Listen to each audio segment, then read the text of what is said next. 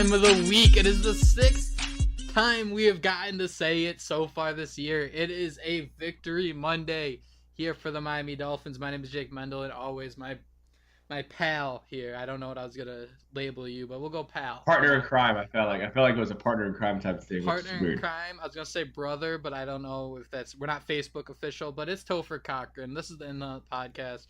Topher, my biggest takeaway from the game was simply this. This game was in the hunt. This was 100% in the hunt game. Oh, yeah, man. I think I was sitting here, like, it's a typical in the hunt game. Like, if, to fit it in a box is when you're like, I hope they lose. Like, there's no point in watching this. I mean, there's no point in getting a victory. And I caught myself watching it thinking the same exact thing that you were. This is an in the hunt game. Like, what is the worst thing that could happen out of this? They win and you're screwed. No. You win and you got playoff hopes because we got the Super Bowl next year. I don't know. See, there's that, and you kind of get off guard when you go ahead and look at the standings, and you still see the Miami there, and it's just hovering. They're hovering there. They've planted their flag again. Planted their flag there, and you're like, when you start looking at scenarios and tiebreakers, you're like, oh yeah. So yeah, I agree with you actually. So the main reason I think this is like a perfect game just to describe the Dolphins is because you see every side of the spectrum for the Dolphins. You see Xavien Howard, the NFL's best cornerback, intercepting passes in every way possible. Looks like a wide receiver. Yeah. Catching balls. 100%. He's great at attacking at the high point. He can break routes. He knows routes before they're going to even happen. And I wasn't going to say anything after the first interception because it was at the end of a half. I mean, if there's a way to stat pad interceptions, it's on those passes. But then the second one happened. Then you got to ride into the night screaming that he has 5 multi-interception games. He's leading the league with 7 interceptions, 11 over the last 2 years. It is just nuts what this guy has been able to do. So you have players like Xavien Howard, even Minkah Fitzpatrick looked good, Jerome Baker looked all right. But then you have guys like Charles Harris getting blocked out of plays by Charles Clay. No problem asked. He got credit for a blocked punt that he didn't block. These are the guys that make the Dolphins stuck in the hunt. It's because they have they have pretty good luck. I'm not going to lie in the draft. And let me finish before you start freaking out. They will hit on very, very good players. The Minkahs, Xavien Howard, Laramie Tunsil. But for every great pick, there's the Charles Harris. There's the Mike Gesicki who hasn't shown up that far yet. Yeah. Obviously, that can totally change. But to be an in the hunt team, you have to be hitting on half your cylinders all the time, and it seems like the Dolphins are doing that. They're not in a position where everybody sucks ever, where people the season you can just tank it and wrap it up. You think about 2007, and that was the worst Dolphins season by far. And you just think about how long the team's been around. They've always been an in the hunt team because no matter how hard it is to win in the NFL, it's also that hard to lose in the NFL. Yeah, they've never played themselves into a terrible draft pick. Mm-hmm. Like, it's even when they were going for the full suck for luck campaign, when that was going on, they rallied around to get Tannehill. Yep. That year. And yeah, they'll never fully tank it unless it's a complete disaster. And they've shown that every year that if they're not going to make the playoff, if they're not going 10-6, then you could pencil these type of victories in all throughout the year, which will get them 8-8. Exactly. The thing that really stood out to me when I was scrolling through Twitter watching the game is people were like, this would be so much easier if we were playing Nathan Peterman. Blah, blah, blah, blah, blah, blah. My thoughts went wild after hearing that. Because first, why do you want to play someone worse if you think and you should beat a team like Buffalo, even with their starting? I'm gonna use it. Their QB1. Oh, I said it. Because when you look at Josh Allen's stats, the Dolphins still had 3 turnovers against that offense. So, and then you got the blocked punt. Don't forget about the blocked punt. But that's we'll say 3 turnovers right there where Nathan Peterman, you're going to get the same type of thing. And Josh Allen's stats sucked until you scroll down to his rushing stats. But that's not really the point here. It's the fact that this team had so many opportunities to, go down, score points. And you have 3 turnovers and you could only score 21 points. To be a great offense in the NFL, today's NFL. You need to score a touchdown a quarter, get around 28 points, and truthfully, when the Dolphins are getting this many turnovers, it shouldn't be that hard for them to score one more touchdown. And that when you go with that and you want to go a little homerish, they're not that far off. I thought that Josh Allen was what made him. The reason why they're talking about Josh Allen is because he was just annoying to watch. Mm-hmm. Because there were guys who were wide open, and you're like, if they played a decent quarterback, Miami's losing by 2 touchdowns. Like, if they're playing Ryan Tannehill, right? Like, peak Ryan Tannehill on a good day, they're losing that game. There were dudes wide open for Buffalo. And it's just open, yeah. It was Charles Harris dropping a touchdown pass in the end zone. Charles Clay. Wide open. Yeah, same thing. Yeah. Charles Clay dropping a touchdown pass in the last play. It's like, holy crap, Josh Allen. But his running game is what we talked about last show, was that it made the difference, and it constantly kept them in the game because it was just drive extending plays that completely killed the Dolphins defense. Yeah, because it seemed like anytime there'd be like a hand on Josh Allen, it'd just give him encouragement to escape and put Kiko Alonso in skates and everything like that. Not gonna lie though, when Kiko was in the end zone flexing the flex out of his flex, I was getting hyped. I'm like, that's my middle linebacker. That's MLB 1 right there. MLB 1. I just think when I was looking at Allen and he was like running by Kiko, I was like, why is Jerome Baker not spying on him? That's a really good question. That was my whole thing, is like, because the runs just got annoying. Like, it just got to the point now where if he got out of the pocket, he was a guaranteed 10 yards every time. Easy. And it was like, it wasn't like he was breaking tackles 10 open runs. It was like wide open in the middle of the field. Mm-hmm. 10-yard runs. It was so baffling and frustrating to watch because Buffalo had nothing outside of Josh Allen's running game. I'm probably not the person who's allowed to say that, but he looks like when you look at like his like profile picture, he looks like he's 7 freaking years old. He looks like a doofus. Yes, he's a doofus. Like, it's perfect. He's a doofus from Wyoming who just like eats corn all day. We really, I don't know if you listen to our preview, but we really, really like hit the nail on the head on that one. And what we also hit the nail on the head on, and this one, we didn't hit it till after the game, but Jerry Hughes had an impact on the game. Yes, he nearly killed a ref. Jerry Hughes got upset. I'm gonna assume it was the Jordan Phillips penalty, and let's do that. Jordan. Let's talk about. Let's look at his stats here. 2 solo tackles, 1 tackle for a loss, and 1 pass defended. He did swat a ball. The Tannehill swatted balls are way too old for him to be in his 7th season. That's the first sign to get this guy out of my face. But that's not why we're here. I loved the Jordan Phillips clapping. I thought he was an idiot the entire time. It was great. My favorite was the heel slap of Kenyan Drake. Yeah. Just the heel slap. That shouldn't have been a flag, but at the same time, you don't do it. Like, you don't think these refs see you clapping and are making sure you don't do anything questionable whatsoever to impact this game?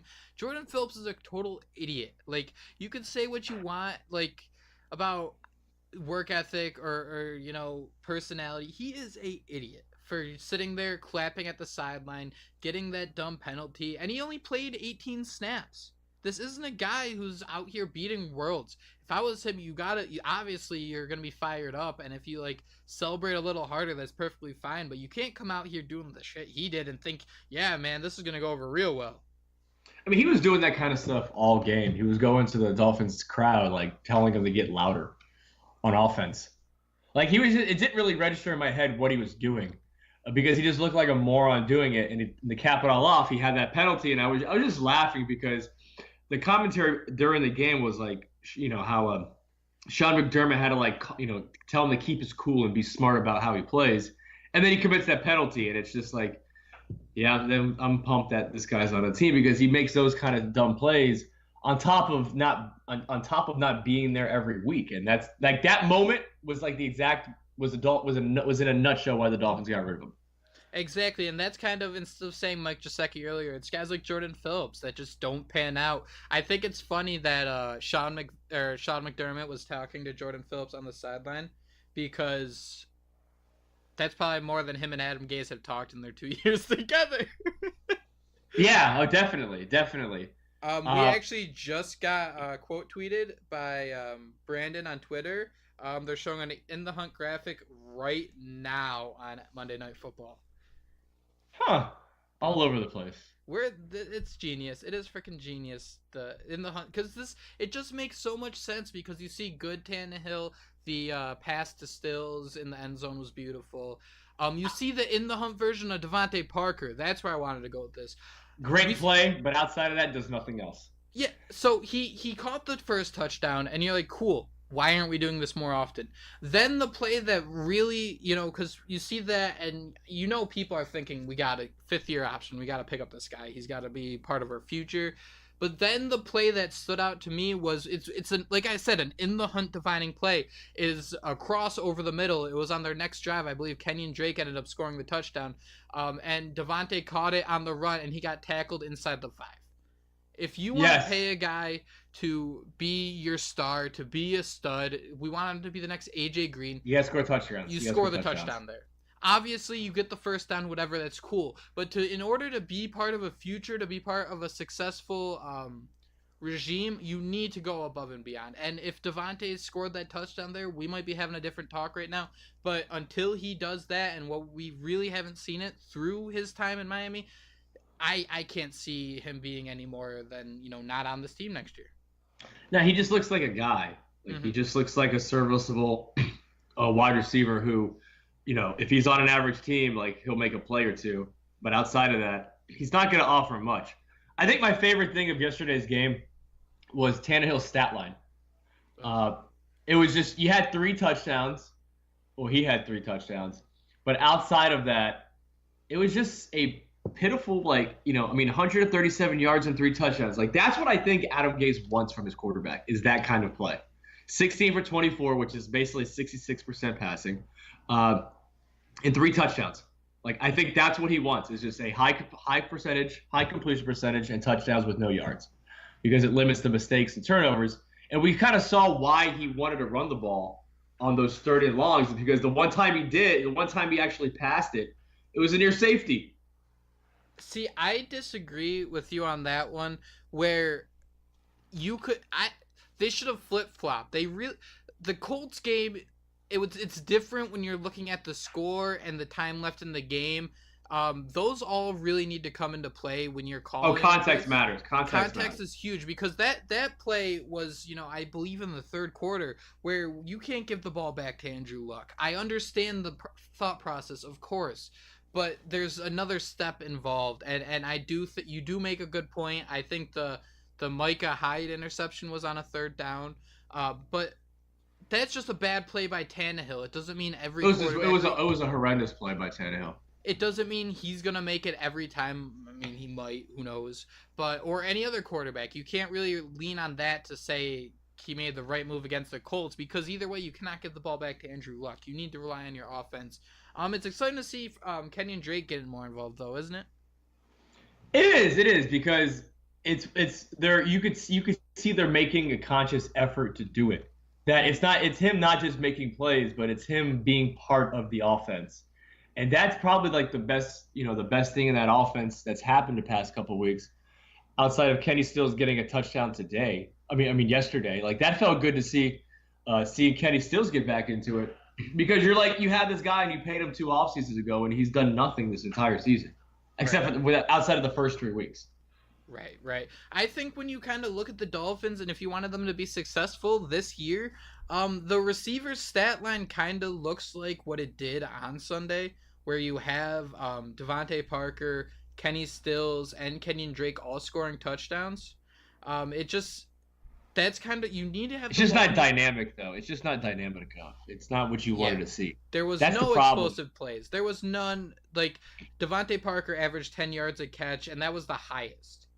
My favorite play of the game, though, was the Brandon Bolden run. That was freaking awesome. Out of nowhere. Just some dude in dreadlocks getting a 10-yard gain. And you're like, whoa! And then that was it. Yep. That was it right after that.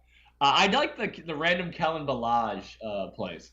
I did until the 3rd down. It was working decently well. Then that 3rd down Wildcat, where it just got dominated, because you saw them all sell out on the run. You saw everybody come up to line of scrimmage, and they should just gunned it to Tannehill, and he would have ran forever.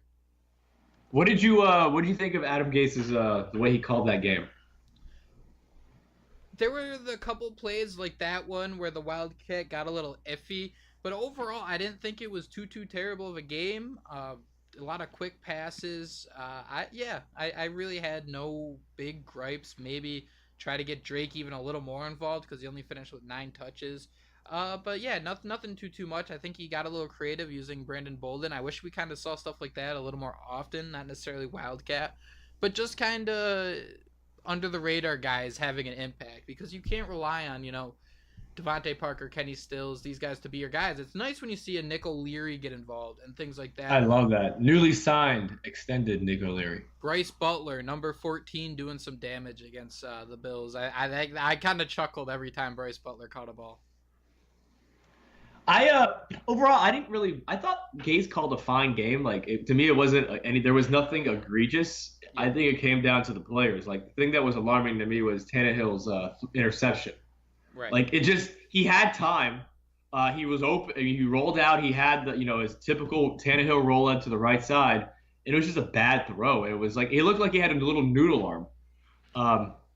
But yeah, outside of that, they were getting some pressure in the beginning, which kind of like took a toll.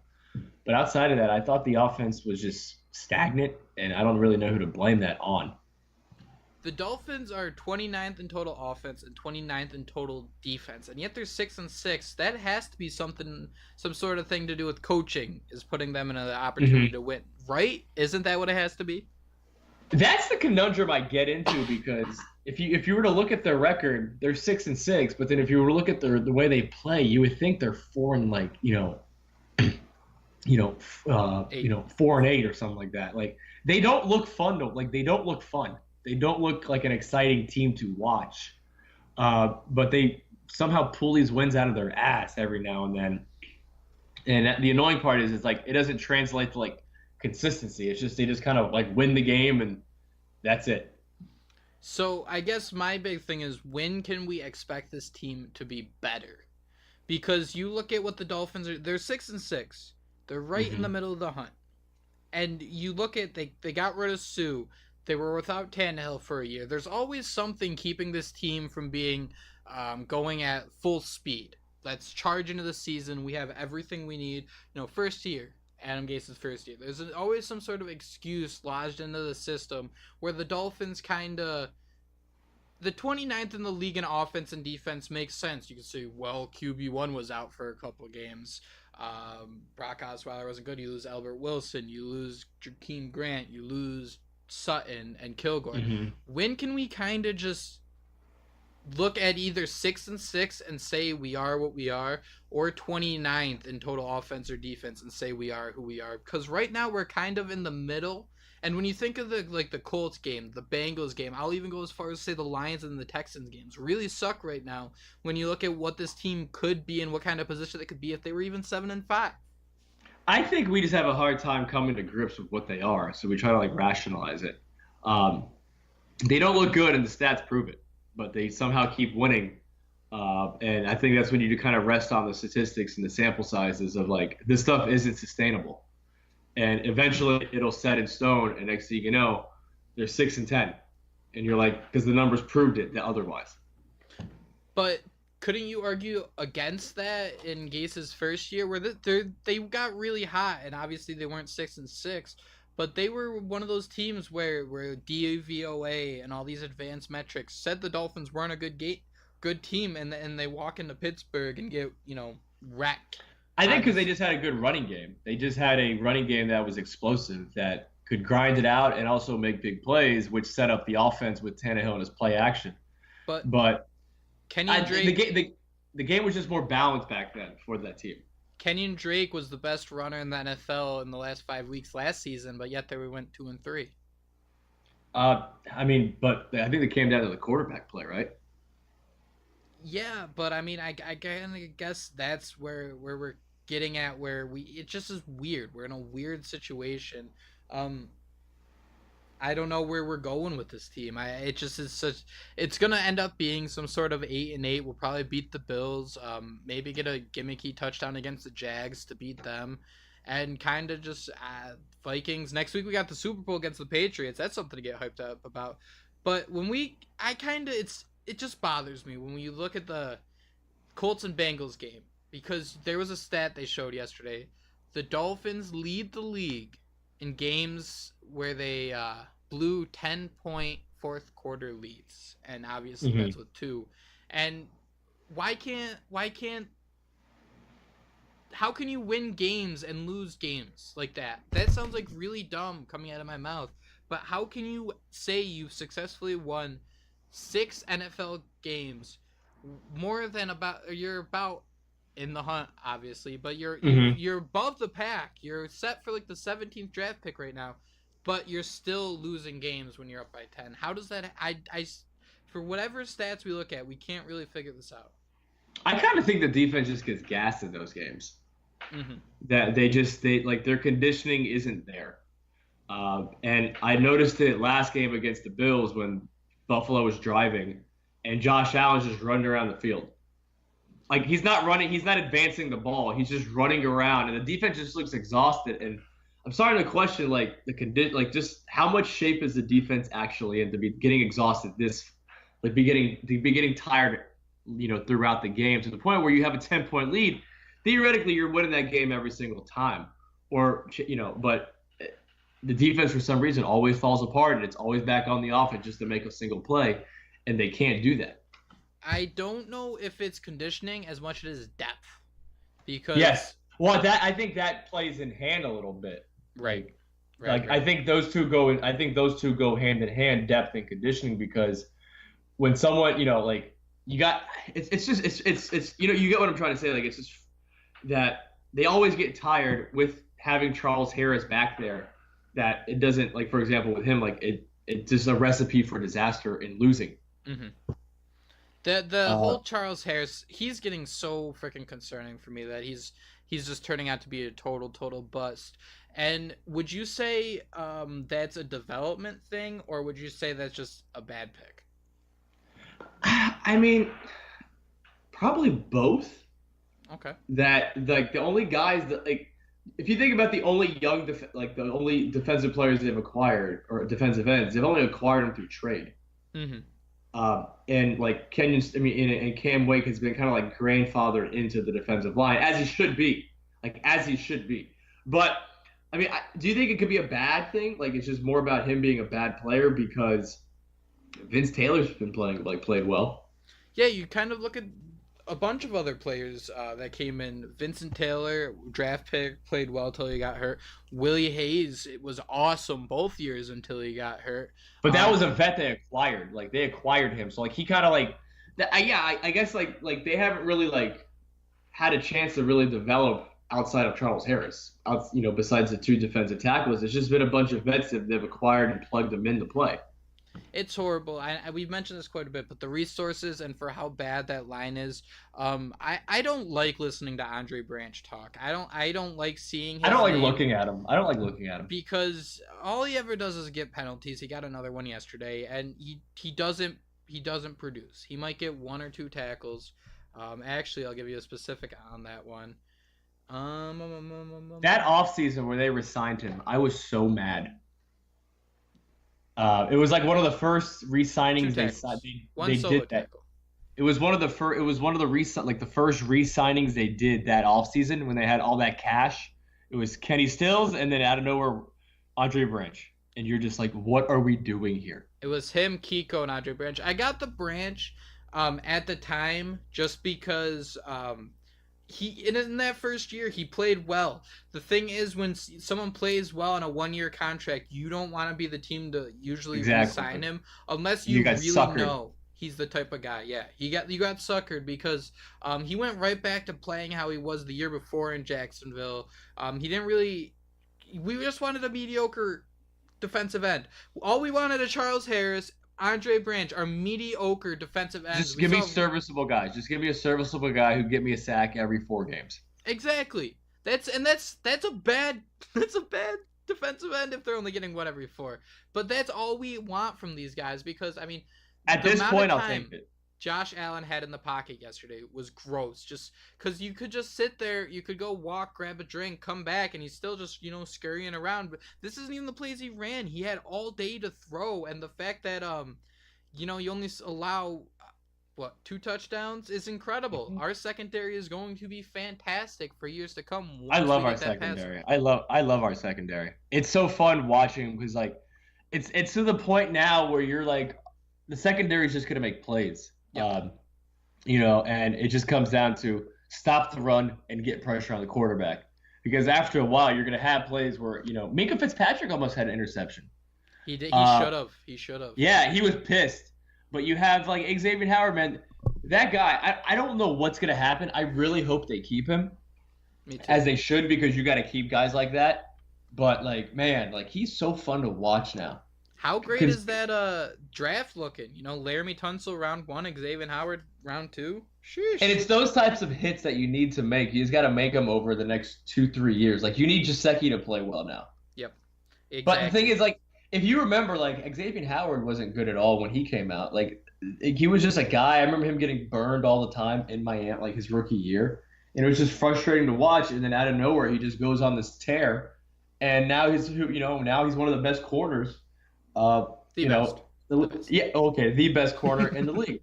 Let me ask you this though: do you think the Dolphins are making Gesicki just do a specific thing the entire year and not really using him as a wideout? Like you're like taking his weakness, such as we'll use blocking as an example, and just making him block the entire year, just to get used to it as a tight end, and then next year they might open it up a little bit for him and actually make him a part of the offense. I think they kind of have been doing this year. I just kind of want to see him on more crossing routes, 7 yards, one-on-one, going one way against the linebacker. That's all I kind of want to see. All this, I think they tried to throw it to him once yesterday on the sideline. Yeah, and he's walking in quicksand. Wait, let a play develop. Because that's just what's frustrating, and I guess we can't really see plays develop because Miami's entire offensive line consists of only Juwan James and Laramie Tunsil. Yes, which is a whole other thing that I don't really want to deal with in the offseason. Yeah, we got Sutton coming back, Kilgore coming back. Those two will be fine. Draft a couple more guys, yada yada yada. Topher, it's too late. I worked 8 hours. I didn't even take off my jeans yet, so I recorded this whole thing in jeans. You're not even in your underwear yet? Yeah, I have my Dolphins Zubaz sitting right here next to me that I didn't put on, all because I was hyped to talk about the Dolphins win. And Topher, where can you find us talking about this Dolphins win? You can find us on iTunes. Just go on iTunes and type in Dolphins or Miami Dolphins, and you'll see In the Hunt. Additionally, all of our shows get picked up onto Spotify, so you can listen to us on Spotify if you do not have an Apple phone. You can check us out on Podbean. Jake, what is our Twitter profiles? I forgot that. Twitter, MIA In the Hunt. That is our group account where I'll do most of my complaining on game day. And always, we're getting a lot of it now. People are tagging us. Tag us in any picture you see In the Hunt and the Dolphins sitting right there looking at you in the face. Because we're in our comfort zone. We're going to sit here. We're going to be close to the playoffs. We're not going to get there, but we'll be close. And then you can That's all about. Just give it a chance to be close. This is horseshoes and hand grenades. It's that simple. Yes. You can find me, J Mendel 94, and Topher at Cochran 108.